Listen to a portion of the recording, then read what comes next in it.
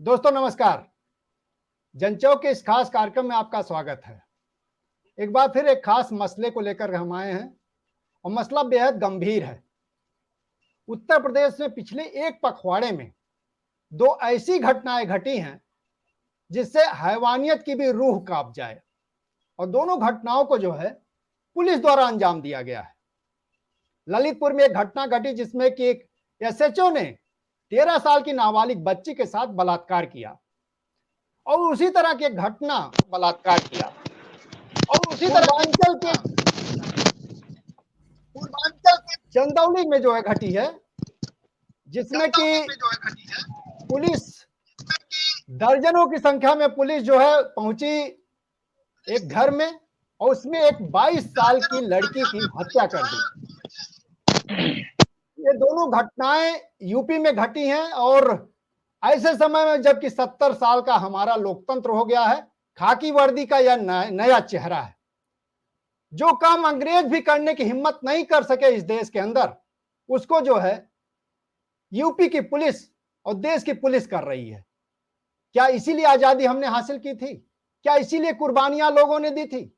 या 70 सालों बाद जो लोकतंत्र विकसित हुआ है, आज वहां खड़ा हो गया है कि अगर थाने में जाइएगा तो वहां बलात्कार और हत्या कर दी जाएगी, और घर में रहिएगा तो घर में घुसकर भी पुलिस मार सकती है। यानी कहीं भी आप सुरक्षित नहीं।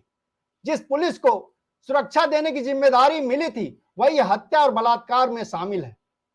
और ऐसी पुलिस जो हमारे पैसे पर पल रही है, अभी तक कार्य कर रही है। यहां तक हम पहुंच गए हैं।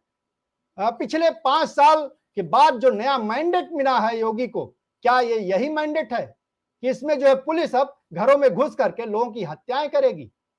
ये सबसे बड़ा सवाल बन जाता है, और आज इसी मसले पर हम बातचीत करेंगे। और हमारे साथ जो मेहमान हैं बहुत ही महत्वपूर्ण लोग हैं, और इन लोगों ने इस घटना की तफ्तीश की है। फैक्ट फाइंडिंग टीम लेकर के लोग चंदौली पहुंचे थे और पूरे मामले को उन्होंने नजदीक से देखा है। एक तरफ से आप लोगों का परिचय करा दें। सब इस मामले से अलग अलग तरीकों से जुड़ते हैं। कुसुम वर्मा है, प्रदेश सचिव है एपवा की, एक गई थी घटना स्थल पर, वहां से लौटी हैं और फैक्ट फाइंडिंग टीम की सदस्य हैं। मीना सिंह है, लखनऊ में रहती हैं, और कल एक डेलीगेशन इनका मिला था, डीजीपी से मिलने गई थी, शायद डीजीपी नहीं मिला, एडीजीपी से इनकी मुलाकात हुई है, तो वहां के बारे में बताएंगे। अनिल पासवान जी हैं, सीपीआईएमएल के चंदौली के सचिव हैं, वो उनसे हम बात करेंगे। जागृति राही जी हैं, बनारस में रहती हैं और इस डेलीगेशन की सदस्य थी। और सुधाकर यादव जी हैं, सीपीआईएमएल के राज्य सचिव हैं और इस डेलीगेशन की अगुवाई कर रहे थे। इन्हीं के नेतृत्व में डेलीगेशन गया था। तो सारे लोग कह सकते हैं कि एक संगठन एक पक्ष से दिख रहे हैं, लेकिन महत्वपूर्ण इस लिहाज से हो जाता है क्योंकि सारे लोग घटना स्थल पर गए थे और उन्होंने अपने आंखों से देखा है, लोगों से बातचीत की है, और उसके बाद इनकी जो तफ्तीश है, इनकी जो रिपोर्ट है, बहुत मायने रखती है। अभी घटना 1 तारीख को हुई है, 1 मई को, जब पूरा देश जो है मजदूर दिवस मना रहा था, तो यूपी के अंदर पुलिस जो है हत्या कर रही थी। कुसुम जी, अगर आपसे पूछें, पहले आप अपने को अनम्यूट कर लीजिए। आप वहां गई थी, डेलीगेशन आपका गया था, आपने क्या देखा, क्या बातचीत की, लोगों ने क्या बताया आपको? शुक्रिया महेंद्र जी, जनचौक में इस संजीदा मामले को उठाने के लिए। और हम लोग गए थे 3 तारीख को अपने डेलीगेशन के साथ, जिसमें हमारे साथ एपवा के लोग थे, हमारे साथ सीपीएमएल के लोग थे और रिवॉल्यूशनरी यूथ ऑर्गेनाइजेशन के लोग शामिल थे। और हम लोग घटनास्थल पे गए और जो सैयद राजा थाना के अंतर्गत जो गांव आता है, उस गांव में गए, उनके घर के सामने गए। घर के सामने जैसे ही हम गए तो जो पूरा नज़ारा था, वहाँ पे पुलिस उनके घर के सामने एक मंदिर जैसा एक अहाता है, जिसमें दर्जनों की संख्या में पुलिस बैठी हुई है और छावनी के रूप में है। जब हमने पूछा कि ये यहाँ पर क्यों है, तो ये सुरक्षा देने के लिए है, ऐसा हमें बताया गया। पत्रकार लोग हैं, हम लोग घर में आसानी से गए, वहाँ पे काफ़ी लोग थे और उनकी माँ से हमारी मुलाकात हुई, जो बेहोशी की अवस्था में थी। जब उन लोगों ने हमको देखा तो वो फूट-फूट कर रोने लगी और उनसे बात करना मुश्किल हो रहा था, क्योंकि उनकी बेटी की हत्या हो चुकी थी, उनकी बेटी इस दुनिया में नहीं थी। और हम लोगों ने उनसे तफ़सील से पूरी बातचीत की। उनकी माँ से, चंदा देवी उनकी माँ है, घर में उनके पिता भी थे जो अनशन पे थे इस समय, कन्हैया यादव, उनके दोनों बेटे वहां मौजूद थे। उनकी जो दूसरी बेटी गुंजा थी वो गंभीर रूप से घायल अवस्था में चंदौली के हॉस्पिटल में अपना इलाज करा रही थी। तो हमारी जो बातचीत हुई वहां पड़ोसियों से हुई, उनके सगे संबंधियों से हुई, चंदा यादव की माँ से हुई और भाइयों से हुई। तो उनकी जितनी भी बातें थी उन बातों से हमें, जो मैं संक्षेप में यहाँ पे रखूंगी, कि एक तो चंदा यादव खुद वहां पर मौजूद नहीं थी, उनकी माँ वो बनारस गई हुई थी, क्योंकि जिसकी निशा जिनकी मौत हुई, जिनकी हत्या हुई, उनकी 16 मई को शादी थी और उस शादी की खरीदारी के लिए वो बनारस गई हुई थी। जिला बदर उनके जो पिता थे वो भी बनारस में ही थे। और उनके दोनों भाइयों से मुलाकात हुई तो उन्होंने कहा कि 30 अप्रैल को, 1 मई को ये घटना घटती है और 30 अप्रैल को जब उनका भाई, उनकी छोटी बहन गुंजा को, जो बीकॉम की छात्रा है, इम्तिहान दिलाने के लिए ले जा रहा था, तो रास्ते से ही पुलिस ने उनके भाई को गिरफ्तार कर लिया और थाने में बिठा दिया। और उसके भाई ने हमको ये भी बताया कि पिछले 1 साल से, माँ ने भी बताया, भाई ने भी बताया, सगे संबंधियों ने भी बताया और उनके पड़ोसियों ने भी बताया कि पिछले 1 साल से लगातार इनके परिवार को पुलिस परेशान कर रही है। कारण क्या था? कारण ये था कि उनके जो पिता हैं बिल्डिंग मटेरियल का व्यवसाय करते हैं, पूरे लाइसेंस के थ्रू व्यवसाय करते हैं। उनके बगल का ही एक पड़ोसी है जिनसे आपसी रंजिश होती है और वो उनको धमकियां देता रहता है लगातार और कहता है कि स्थानीय जो विधायक है उनसे मेरे बहुत संबंध हैं और मैं तुमको देख लूंगा, अपना बिजनेस यहाँ से हटा लो नहीं तो तुम्हारे परिवार को खत्म कर दूंगा। और लगातार वो पुलिस की धमकी भी उसके परिवार को देता रहता है। तो लगातार 1 साल से समय समय पे उसके घर पे पुलिस दबिश करती है, उनके परिवार को फिर से धमकाती है कि तुम्हारा पिता गुंडा है, इस तरीके से कह के उसके पिता को, जो बिल्डिंग मटेरियल का वहां पर बिजनेस चलाता है, उसके पिता से कहते हैं तुम बिजनेस तभी चला सकते हो जब तुम हमको 20,000 या 10,000 रुपए अगर हमको हर महीना दोगे वसूली करने के लिए। ये बोला कि हर हफ्ते हर महीने दोगे तब तुम यहाँ बिजनेस सेटअप कर सकते हो। जो उसके पिता ने मना कर दिया तो उसके बाद से फिर से दबिश लगातार शुरू हो गई।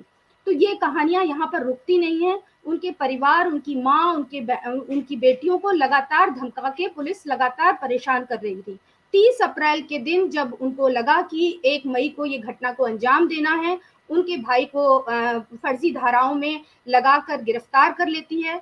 और 1 तारीख की सुबह जब उनका छोटा भाई अपने बड़े भाई की जमानत कराने के लिए थाने और कोर्ट कचहरी के बीच में रहता है, उसी बीच में 5 बजे थाना प्रभारी, जिनका नाम उदय प्रताप सिंह है, दर्जनों की संख्या में महिला कांस्टेबल भी 4-5 की संख्या में शामिल होते हैं, घर के अंदर घुसते हैं। घर के अंदर घुस के जो उनकी दोनों बहनें हैं, दोनों बहनों को पकड़ते हैं और जो दूसरी बहन है वो डबल स्टोरी घर है, वो ऊपर की तरफ भागती है और एक कमरे में अपने बचाव के लिए चिल्लाती हैं। दूसरी बहन जो है ये सारी घटना सुन रही है, लेकिन उसको पकड़ रखा है कई सारे पुलिस वालों ने। और जब वो घर में उसकी जो बड़ी बहन निशा है, उसको बेल्टों से मारा जाता है और ये उसने, गुंजा ने खुद अपनी आंखों से देखा है, वो चश्मदीद गवाह है इस पूरे घटनाक्रम का। उसके पीठ पर बेल्टों के निशान हैं, उसकी जांघों पर बेल्टों के निशान हैं, उसके सीने पर कई सारे खुरचन हैं जो हमने खुद देखे हैं और निशान है काफी सारे। उसके सर पे, गर्दन पे उसका एक भयानक सा एक गड्ढा है और वो उसकी मौत हो जाती है। वो कस के चिल्लाती है, गुंजा आ नहीं पाती।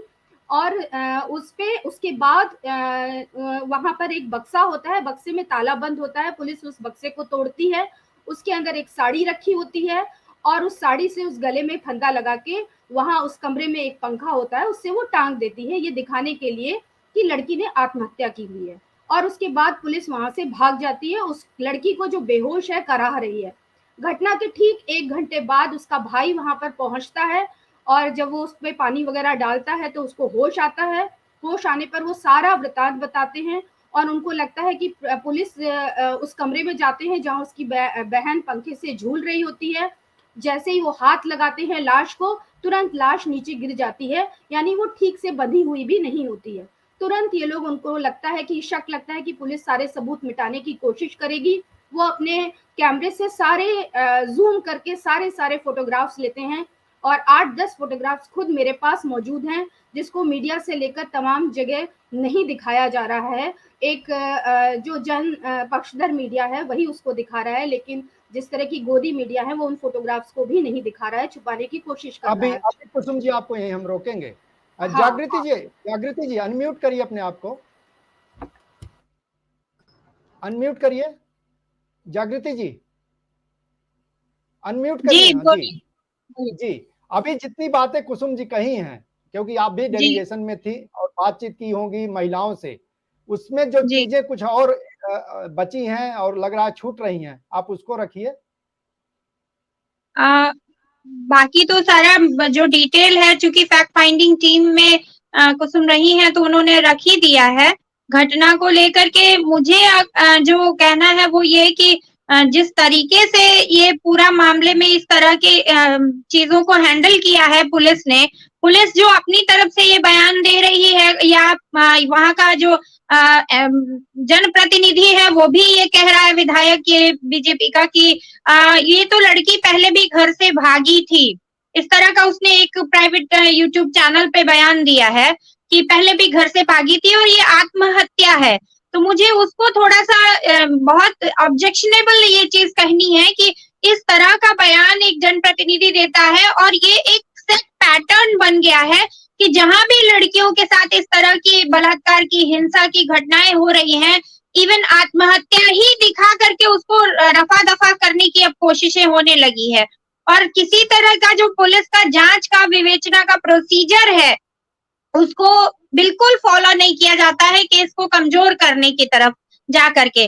तो जो धारा लगानी चाहिए वो भी 302 की अब तक नहीं लगाई गई है और इसको लीपापोती करने की जो तैयारी पूरी तरह से कर ली गई है पुलिस के द्वारा अपने लोगों को बचाने के लिए। आप बिना जांच के और इतनी जल्दी रिजल्ट पर कैसे पहुंच गए? आपका काम लड़की का कायदे से पोस्टमार्टम करना, उसकी रिपोर्ट घर वालों को सुपुर्द करना और साथ में ये चीजें जो है उनके मौजूदगी में कराया जाना जरूरी था। आप घर में अंदर एंटर कैसे किए? सवाल तो ये है। मान लीजिए लड़की को आप कह रहे हैं, क्या किसी ने आपको सूचना दी थी कि वहां आत्महत्या की है लड़की ने? ऐसी तो कोई सूचना आपके पास नहीं थी, तो फिर आप गए क्या करने थे उस घर के अंदर जब माँ बाप मौजूद नहीं है, 2 बच्चियां हैं वहां केवल अकेली, तो आप एंटर कैसे कर सकते हैं घर के अंदर? हक नहीं है आपको एंटर करने का।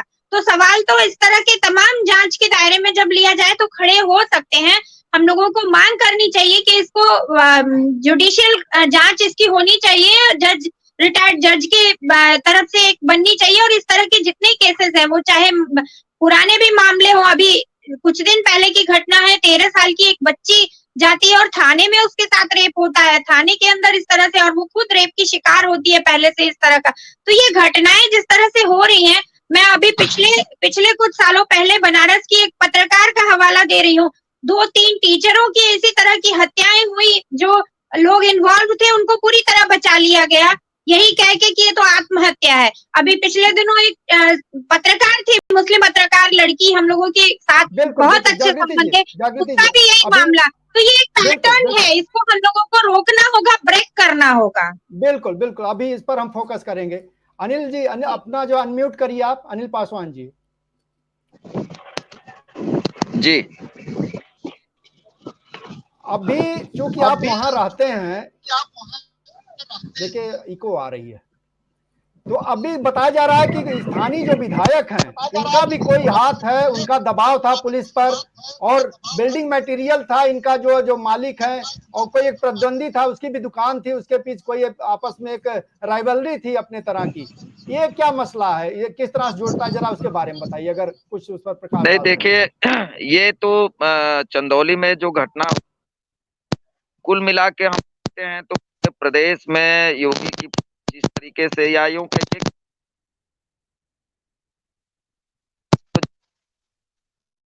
किए गए, और उनके लोग, उनके विधायक, उनके मंत्री जिस तरीके से पुलिस के माध्यम से काम करा रहे हैं, ये उसी का नतीजा है।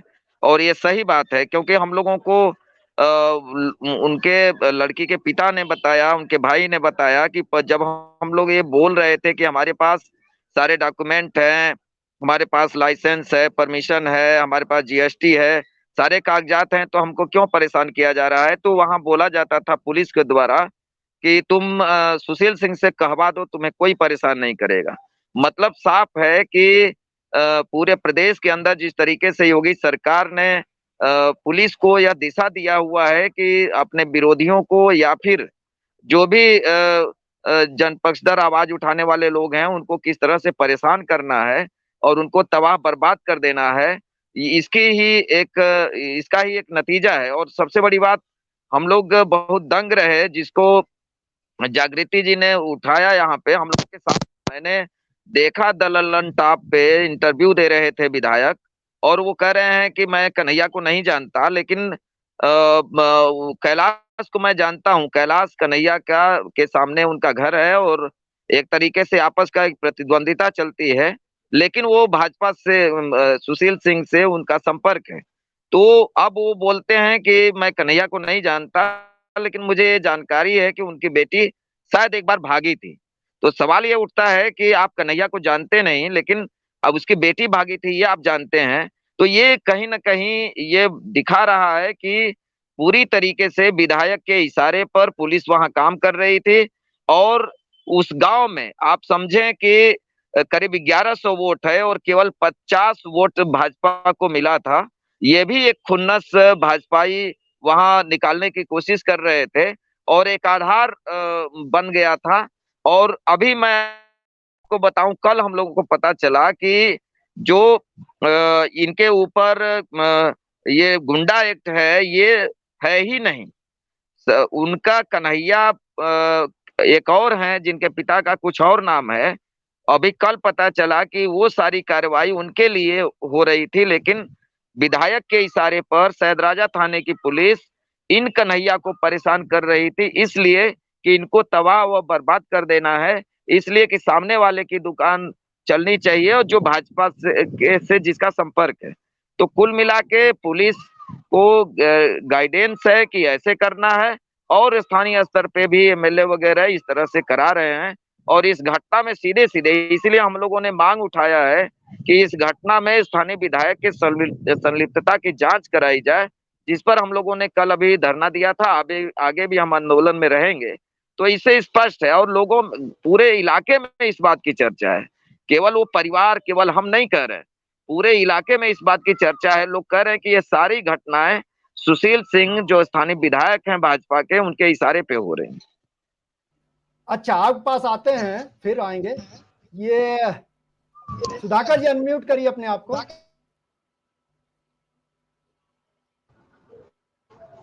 सुधाकर जी, आपकी अगुवाई में देखिए, हम सबसे जो रिपोर्ट है वो मैं ले लिया, क्योंकि आप पूरे मामले को बड़े स्तर पर देखे होंगे। उसमें कई पक्ष आ रहे हैं। मतलब एक तो कहा जा रहा है कि राइवलरी का मामला है दो प्रतिद्वंदियों के बीच। अभी इशारा किया अनिल पासवान जी ने कि वहां वोट बीजेपी को बहुत कम मिला था। और इसके साथ ही जो पुलिस का रवैया है आमतौर पर प्रदेश में, उसी का एक बढ़ता हुआ रूप जो है चंदौली में दिखा है।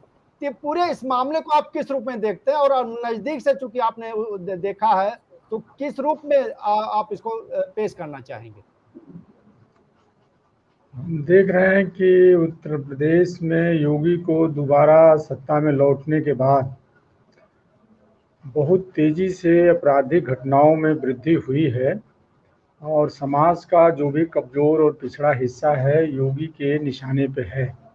सत्ता के घमंड में यह सरकार चूर है, और यह चौतरफा, जिसको लोगों ने लोकप्रिय ढंग से कहना शुरू कर दिया है कि यह योगी सरकार बुलडोजर सरकार है, बुलडोजर राज है। इसने पूरी जो है न्यायिक व्यवस्था को तहस नहस करने की कोशिश किया है। देखिए, एक तो थाने में रेप के मामले आ रहे हैं, घरों में घुसकर बेटियों की हत्या की जा रही है जिसकी कोई वजह नहीं थी।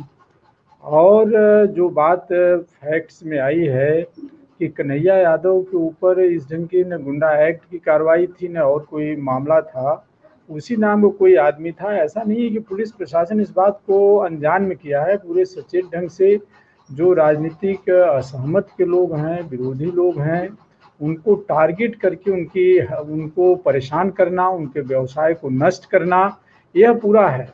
शुरू में जो योगी सरकार प्रचारित कर रही थी, कुछ मुस्लिम जो लोग हैं उनको टारगेट कर रही है और एंटी मुस्लिम है।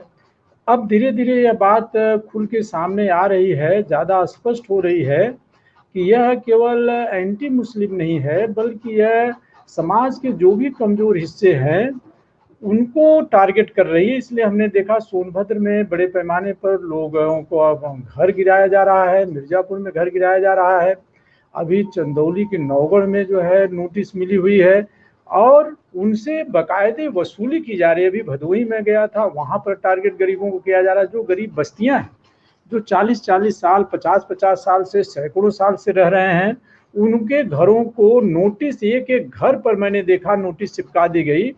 तो और ये आप 3 दिन में खाली करो, नहीं तो हम तो गिराएंगे ही और गिराने का खर्च भी वसूलेंगे। एक पूरे के पूरे गरीब समाज में दहशत का माहौल इसने कायम किया है और यह प्रक्रिया लगातार आगे बढ़ रही है। तो हम समझते हैं कि यह एक बड़े जन आंदोलन की पृष्ठभूमि बन रही है। और हमने देखा पहली बार कि जब चंदौली जिला कमेटी के नेतृत्व में लोगों ने प्रोटेस्ट का कॉल किया तो तमाम जो है सामाजिक संगठन, बनारस से भी लोग गए, चंदौली की विविध पार्टियां, यहाँ की विपक्ष की पार्टी भी आके कही, सपा ने भी कहा कि मालिक आंदोलन का सपोर्ट करते हैं। इस पर मैं आपसे बात करूंगा क्योंकि आखिरी क्रम में इसी पर मुझे बात करनी है आपसे, महत्वपूर्ण पहलू है। मीना जी अपने को अनम्यूट करिए थोड़ा।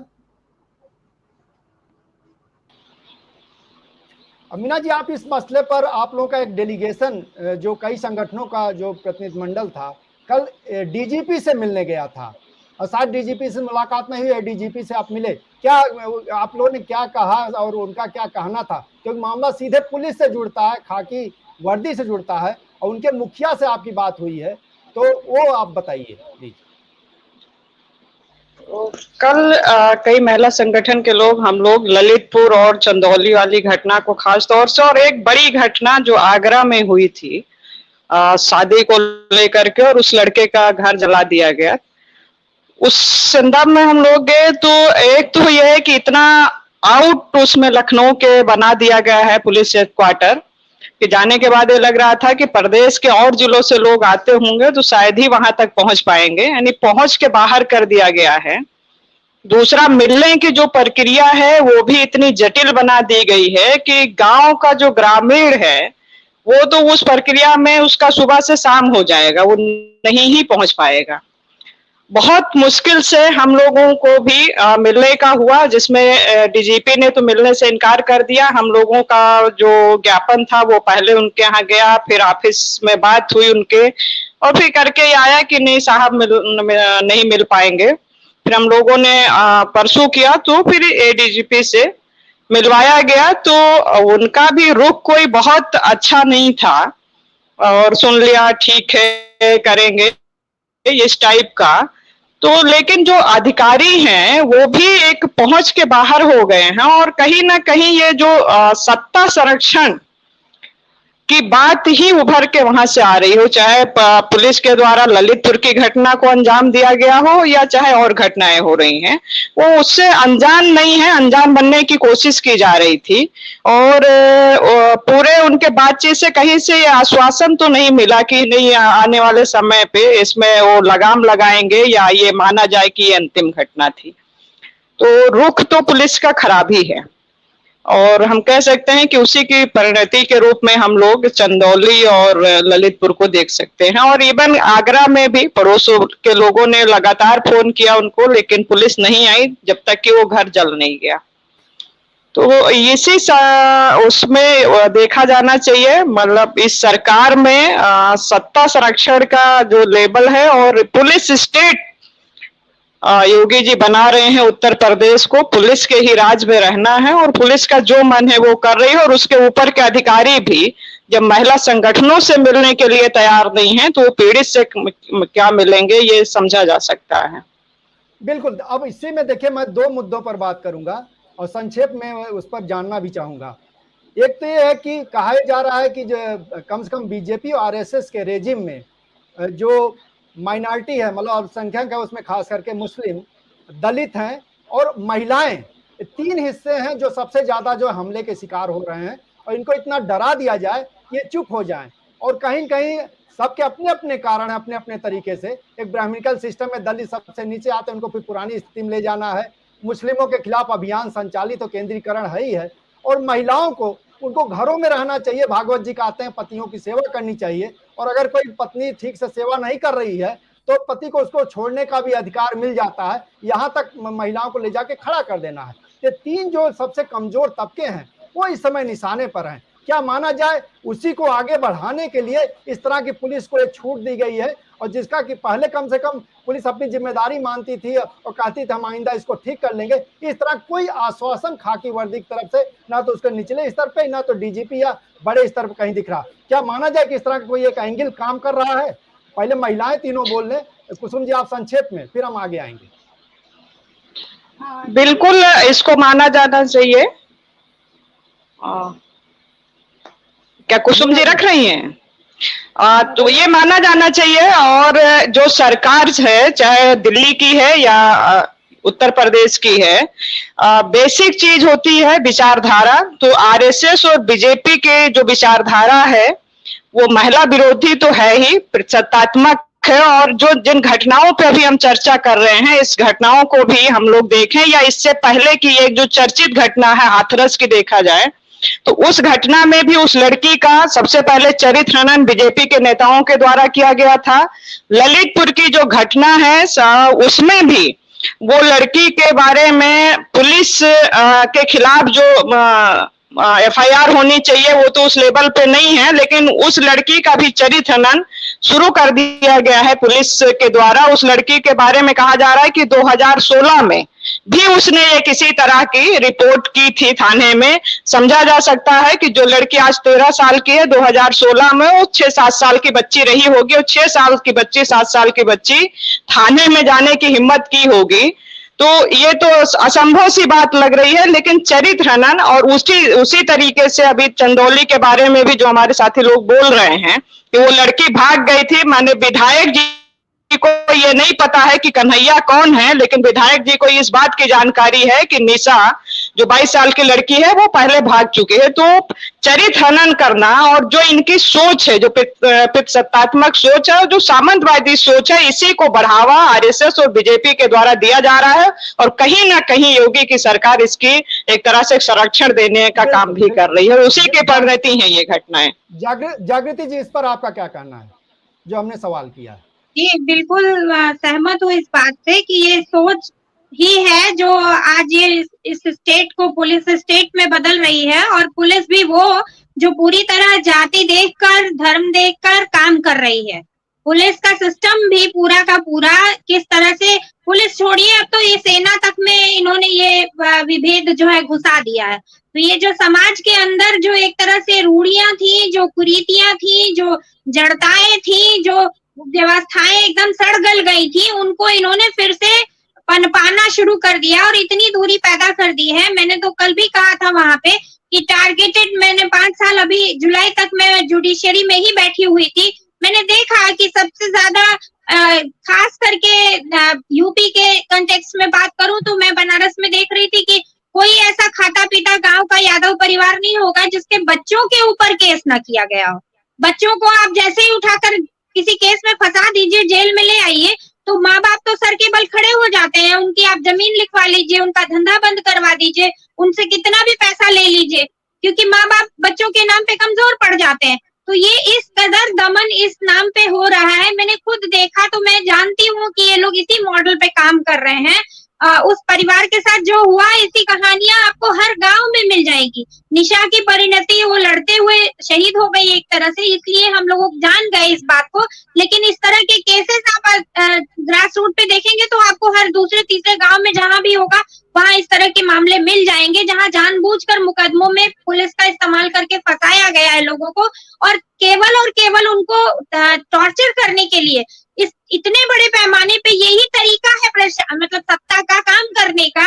वो अपनी विचारधारा के खिलाफ बेंड डाउन करने के लिए पूरी सोसाइटी को इस तरह के उदाहरण प्रस्तुत करती है। एक पूरे समुदाय को डराने के लिए सबसे आसान है तरीका कि पहले मतलब पूरा फांसीवाद, और स्टेट यही करता है, फांसीवादी स्टेट, कि महिला को टारगेट करो, उसके घर की बच्ची को, उसके घर के बच्चों को इस तरह से परेशान करो ताकि पूरी सोसाइटी डर जाए। और ये काम उन्होंने मुसलमानों के साथ किया था, वो यादवों के साथ कर रहे हैं। 8,000 से ज्यादा इनकाउंटर में 2,500-3,000 यादव ही आपको मिलेंगे जो जिनके साथ ऐसा हुआ है। तो एक खास कम्युनिटी के साथ ये मैसेज देने के लिए कर रहे हैं, और वो कौन सी कम्युनिटी है जो उनको वोट नहीं करती है। तो ये एक मॉडल है और बहुत सोचा समझा मॉडल है जिसके तहत वो कर रहे हैं, और उसमें वो ऊपर तक आप देख लीजिए ना, नेताओं तक वो पहुंच जा रहे हैं। कहीं गृह मंत्री, कहीं राज्य मंत्री, कहीं विधायक, सबके साथ आते हैं जी, आपके पास फिर आते हैं सुधाकर जी। अब मैं आता हूं सवाल पर जिस तरफ आपने इशारा किया था। महेंद्र जी हाँ, ये जो मुझे लग रहा है कि ये सवाल फिर रह जाएगा, तो इस सवाल का मुझे लगता है जवाब दे देना चाहिए, तब फिर आप आगे बढ़ सकते हैं अगर आपकी अनुमति हो तो। नहीं, बोलिए। हाँ, महेंद्र जी ये कह रहे थे कि ये जो पूरा आपने बात भाजपा आरएसएस वाली बोली, मैं बिल्कुल उससे सहमत हूँ। और चाहे भले ही ये सरकार बेटी बचाओ बेटी पढ़ाओ का जुमला लेकर आ जा रही है, लेकिन इसकी जो पूरी मंशा है, ये पूरी पैट्रियार्की, पूरी मेल हेजेमनी, ये यहाँ के मुख्यमंत्री में दिखाई देती है। जहाँ वो योगी 2 से पहले की जो शासनकाल था जिसमें वो ठोक दो की बात करते हैं, लेकिन आज इनके हालात ये हैं कि इन्होंने पूरी न्याय व्यवस्था पुलिस के सामने रख दी है। यानी पुलिस इस स्टेट की एक एग्जीक्यूटिव बॉडी होती है, वो जुडिशरी का उसको अधिकार नहीं हो सकता, लेकिन यहाँ पुलिस जो है एक तो आदमियों को अपराधी घोषित कर रही है, गैर कानूनी ढंग से अपराधी घोषित कर रही है, क्योंकि अपराध घोषित करने का काम जुडिशरी का होता है, लेकिन यहाँ पर पुलिस जो है अपराधी कर रही है। आप इतने पिछले दौर में जितने भी इनकाउंटर हुए आप उनको ले लीजिए, उसमें उन्होंने पहले साबित किया कि वो अपराधी हैं, फिर अपराधी के बाद उन्होंने ये किया कि जुडिशरी सिस्टम बहुत लंबा है और उबाऊ है, इसलिए पुलिस को ये पूरे अधिकार हैं कि वो फेक इनकाउंटर कर सकती है। इसके बाद जब ये योगी 2 की शासन बना, और आप इसमें देखिए कि ये इन्होंने ये हद कहाँ तक लाई है कि ये घरों में घुस जा रही है, और अपने ये जो बुलडोजर सरकार है वो वहां पे जहां पे कोई शिकायत नहीं है वहां वो घर में एंट्री कर रही है। गुंजा जो इस चंदौली की एक चश्मदीद गवाह है, वो कह रही है कि पुलिस ने कहा कि तुम्हारा पिता अपराधी है, इसलिए अब हम तुमको बख्शेंगे नहीं। आप समझ लीजिए कि ये सोच कितनी पितृसत्तात्मक और सामंती सोच है कि अगर गुंडे की बेटियां हैं तो उसका ये जो पुलिस है योगी सरकार की, ये इसको मार के उनकी हत्या करके बदला लेगी। इस पूरी सोच के हम लोग खिलाफ है, और ये दिखाता है कि वही बात जो आपने भाजपा और आरएसएस की विचारधारा की कही, यही बात यहाँ पर पुष्ट होती है कि ये जमादारी और समंदी प्रथा में था कि जब कोई गुंडा, कोई कुछ और जमीन से लेकर तमाम चीजों का बदला निकाला जाए तो वो महिलाओं की हत्या और उनकी बेरहमी से पिटाई की वजह से होती है। ये हम पूरे बहुत सही बात आपने कही है, मौजू बात कही है। सुधाकर जी आप अपने को अनम्यूट करिए, आप हिल रहे हैं बीच में, आइए सेंट्रल फ्रेम लीजिए अपना। हाँ, अभी आप जो कह रहे थे कि इस पर आपने कोई प्रदर्शन किया, उस पर तमाम संगठन जुड़े, मैं सीधे मैं आपसे सवाल कर रहा हूं क्योंकि पूरे देश के अंदर इस चर्चा का विषय बना हुआ है। आप अपने बीच के सेंट्रल फ्रेम में लीजिए चेहरा, कि यूपी के अंदर जो मुख्य पार्टियां 2 हैं वो डरी हुई हैं, उनके नेता डरे हुए हैं, कोई इसलिए पहलकदमी नहीं ले रहे हैं। हालांकि ललितपुर गए थे सपा अध्यक्ष और चंदौली भी जाने वाले हैं, लेकिन जमीनी स्तर पर जो एक गोलबंदी होनी चाहिए, तमाम संगठनों को खड़ा होना चाहिए, उनका कोई मोर्चा बने और इस तरह का जो उत्पीड़न है, इस तरह का जो हमला है सरकार का, पुलिस का, उसका प्रतिरोध करे और उसका कारगर जवाब दे। ऐसा क्यों नहीं बन पा रहा है? इसके पीछे क्या वजह है? देखिए, जरूरत इसी बात की है, और आरएसएस और भाजपा जिस दिशा में बढ़ रहे हैं, पूरा उनके लिए जो पुलिस राज जिस ढंग से कायम करते चले जा रहे हैं और पूरा संवैधानिक संस्थाओं के साथ भी खिलवाड़ कर रहे हैं, भाजपा इस दिशा में बढ़ रही है। और हमने पहले भी कहा था कि वह समाज के जो भी कमज़ोर हिस्से हैं, माइनॉरिटी से लेके दलित और पिछड़े तक, आदिवासी तक, उसके निशाने पे हैं। तो इस पे केवल सामान्य ढंग से उसकी इस कार्रवाई को नहीं रोका जा सकता। हमने एक बड़ा अभियान लिया है उत्तर प्रदेश में, पूरे मई के महीने में, पूरे महीने भर इसको चलाएंगे, और यह सरकार को किसी भी सूरत में यह जो फासिस्ट दिशा ली हुई है और इसकी जो व्यवस्था है, इस पे हमको लगता है कि एक बड़े पैमाने पर किसानों को, मजदूरों को, छात्रों, नौजवानों, महिलाओं को संगठित करने की ज़रूरत है। और यह केवल इसके बड़े पैमाने पर बड़े बहुमत से जीती है बात नहीं है, लोगों में बेचैनी शुरू हो गई है, यह इसका एक्सपोजर शुरू हो गया। मैंने देखा कि जो इसके वोटर्स हैं जिन्होंने वोट भी दिया तो वो भी चर्चा शुरू कर दिए हैं कि नहीं, ये सरकार बहुत ही गलत काम कर रही है, बहुत क्रूर चेहरा इसका जो था, या कहिए तो असली चेहरा उसके सामने उसका आ गया है। हमने पूरे उत्तर प्रदेश में एक बड़े पैमाने पर पूरे मई के महीने तक एक अभियान लेने का निर्णय लिया है, अभियान संचालित कर रहे हैं किसानों में, मजदूरों में। यह बात सही है कि विपक्ष को जिस रूप में सामने आना चाहिए खुलकर, यह नहीं आ रहा। उसके सामने जो भी मजबूरियां हैं, हमने आह्वान भी किया था, हमने बातचीत करने की भी कोशिश किया है कि नहीं, विपक्ष को जो आंदोलनकारी ताकतें हैं, बीजेपी की इस क्रूर चेहरे को रोकना है तो तमाम जो आंदोलनकारी ताकतें हैं उनको एक मंच पे आना चाहिए, और हमारी पार्टी और हम लोग इसकी कोशिश में लगे हुए हैं कि वो एक मंच पे आएं। और जल्द ही हमने चंदौली से जो शुरुआत किया है, हमने देखा कि तमाम जो दल हैं उन्होंने हमारे इस आंदोलन का, या आप कह सकते हैं हमारा क्या आंदोलन, जनता के जो सवाल था उस पर एक मोर्चे पर एक कदम आगे बढ़े हैं। जल्द ही 1-2 दिन के अंदर, 3 दिन के अंदर हम विपक्ष की तमाम पार्टियों की बैठक बुलाने वाले हैं कि आगे इसकी रणनीति बनाई जा सके। और ये भाजपा जिस ढंग से या पुलिस प्रशासन जिस ढंग से पूरी घटना की लीपापोती कर रहा है, और पूरा मुझे जानकारी है कि वो इसको आत्महत्या में तब्दील करने, और कह रहा है कि इनको तो चोट ही नहीं है, और पूरा रफा दफा करने की कोशिश हो रही है। तो हम समझते हैं कि केवल जन आंदोलन के बल पर, जन गोलबंदी के बल पर ही इसको जो है, इसमें हम न्याय तक पहुंच सकते हैं, न्याय दिशा को दिलाया जा सकता है। हम आखिरी दौर में हैं। अनिल जी, जो बातें कह रहे हैं सुधाकर जी, निचले जमीनी स्तर पर क्या कोई ऐसी आपको हलचल दिख रही है जनता के बीच? कोई ऐसी बातचीत चल रही है कि इस तरह कोई अगर चीज आगे बढ़े तो उसके साथ खड़ी होगी और एक बड़ी गोलबंदी बन सकती है? ऐसा कुछ आपको दिख रहा है? क्योंकि जमीन पर आप हैं, उसके बारे में आप बताइए। अनम्यूट कर लीजिए अपने आप को।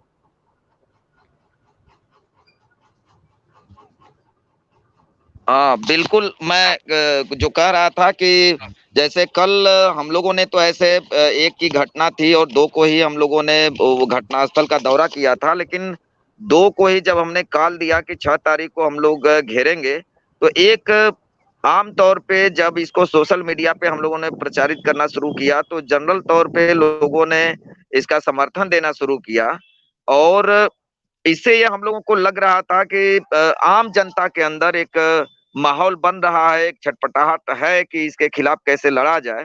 और 6 आते आते तमाम किसान संगठन, सामाजिक संगठन, कुछ राजनीतिक पार्टियों के भी नेता वहां आंदोलन में समर्थन देने के लिए आए।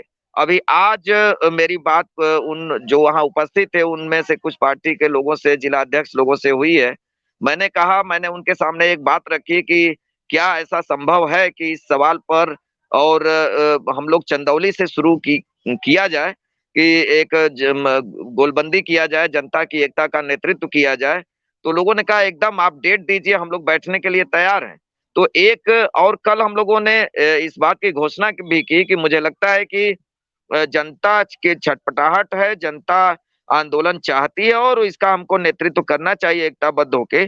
तो वो जरूर लगता है कि ये होगा। और मैं जरूर सुधाकर जी जो कह रहे थे कि चंदौली स्तर पर हम लोग अभी बैठक एक सोच रहे हैं कि बुलाएंगे, और लोगों की एक सहमति है और इसको आगे ले जाने की जरूरत है। जो शुरू हो गई है उसको करना है।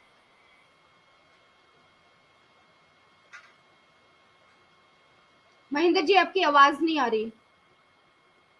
हम अनम्यूट कर। हाँ, तीनों लोगों से 5-5, 10-10 सेकंड में आप आ रही है। 10-10 सेकंड में आप बताइए कि ये जो अगर कोई आंदोलन आगे बढ़े, क्योंकि सीधा महिलाएं इसके घेरे में है, निशाने पर हैं, तो महिलाओं की भागीदारी उसमें होगी, किस रूप में देखते हैं अगर कोई इस तरह का आंदोलन खड़ा होता है तो? देखिए महेंद्र जी, अगर इस तरह का कोई भी मूवमेंट शुरू होता है, मैं बस एक बात ये जरूर कहूंगी कि जब स्टेट फेल हो जाता है और न्याय देने में, तो विपक्ष की बहुत बड़ी भूमिका होती है। तो हमारी ये कोशिश होनी चाहिए इस दौर में कि विधानसभा के अंदर विशेष सत्र चलाए जाएं जिसमें महिलाओं के सवाल को आगे लाया जाए। और मैं उम्मीद करती हूँ कि शायद ये जो पूरा विपक्ष है विधानसभा में विशेष सत्र चलाएगा। और अगर विपक्ष फेल भी होता है तो जो जनता है, मैं समझती हूँ कि आज के दौर में जनता ही सबसे बड़ा विपक्ष है।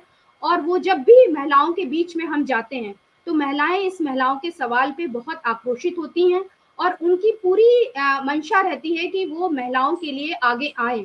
और मुझे लगता है कि अगर महिला अधिकार के मामले में, महिलाओं पे हो रही हत्या और बलात्कार के मामले में, ये पुलिसिया उत्पीड़न के मामले में अगर हम लोग नीचे जा रहे हैं तो हमें एक जी बहुत ही पॉजिटिव रिस्पांस मिल रहा है और जन आंदोलन को खड़ा होने की पूरी पूरी संभावना है।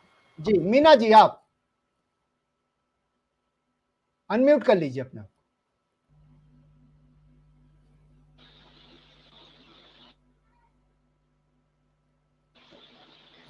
बिल्कुल, इस दौर में तो सभी लोग परेशान हैं और इस चीज को समझ रहे हैं। और मैं लखनऊ के बारे में कह सकती हूँ कि जो भी लोग सेंसिटिव हैं और लोकतंत्र और संविधान पे भरोसा करते हैं, वो सारे लोग इन घटनाओं के और इस विचारधारा के खिलाफ खड़े होते हैं। बहुत तरह के लोगों के ऊपर मुकदमे, बहुत तरह के दमन होते हुए भी, लेकिन एक भी ऐसा वो नहीं है डेमोक्रेट जो इससे पीछे हटने को तैयार हो। और जो ग्रामीण जनता है, जो गरीब जनता है, उसके अंदर भी आक्रोश है। वो 5 किलो राशन का जो एक नैरेटिव सेट है, उस दायरे से बाहर दिखती है मुझे। और मैं अभी 2 महीना भी नहीं हुआ है जब मैं उनके बीच में थी और ये बात आ रही थी कि हम लोगों को धोखा दिया गया है, हम लोगों के साथ धोखा करके वोट ले लिया गया है और हम लोगों की स्थिति बहुत खराब है। तो अभी तो ये सरकार को 5 साल रहना है, तो उसका जो रिएक्शन है जनता में वो आना शुरू हो गया है एक तरफ, और दूसरी तरफ जो लड़ने वाली ताकतें हैं वो भी एकजुट हैं। इनके दमन से कोई डरने वाला नहीं लग रहे हैं और सब एकजुट हैं और इनके खिलाफ खड़े होंगे लोग। बिल्कुल। जागृति जी, जागृति जी, तो दोस्तों देखिए, जो अभी बातचीत हुई है उसमें एक बात। जी क्या कुछ बोल रहे महेंद्र थे जी, इसी कड़ी में आपकी सवाल की उसमें अफवाह 10 मई को पूरे राज्यव्यापी प्रोटेस्ट में है, चंदौली, ललितपुर, गोंडा और आगरा की घटनाओं को लेके। तो ये बस एक बातचीत थी। बिल्कुल बिल्कुल, बहुत अच्छा। तो जो बातचीत हुई, देखिए इसमें एक बात खुल करके सामने आई कि जो घटनाएं हो रही हैं कोई स्वतः स्फूर्त नहीं है, बहुत ही सोची समझी रणनीति के तहत, साजिश के तहत अंजाम दी जा रही हैं। स्टेट के संरक्षण और उसके निर्देशन में हो रहा है और पुलिस उसको जमीनी स्तर पे उतार रही है।